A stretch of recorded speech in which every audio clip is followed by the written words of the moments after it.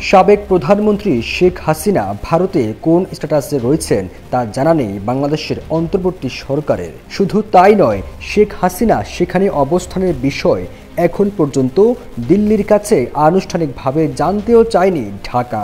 মঙ্গলবার পররাষ্ট্র উপদেষ্টা মোহাম্মদ তৌহিদ হোসেন এই তথ্য জানান।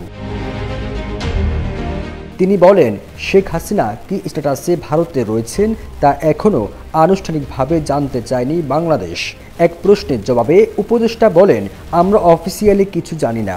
তাদের পররাষ্ট্রমন্ত্রী যেটুকু বলেছেন তিনি এসেছেন।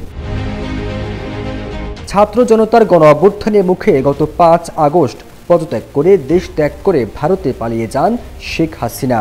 দেশত্যাগের পর সাবেক প্রধানমন্ত্রীর পাসপোর্টের মেয়াদ 45 দিন পর শেষ হওয়ার কথা। পাসপোর্টের মেয়াদ শেষ হওয়ার পর তিনি কোন প্রক্রিয়ায় সেখানে অবস্থান করবেন জানতে চাইলে তৌহিদ হোসেন বলেন, সবকিছু শুধু আইন দিয়ে চলে না।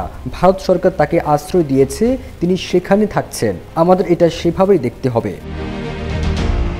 ক্ষমতাচ্যুত আওয়ামী লীগ সভাপতি শেখ হাসিনা ভারতে পালিয়ে গেলেও দলটির নেতাকর্মীরা দেশের ভেতরেই আত্মগোপনে আছেন।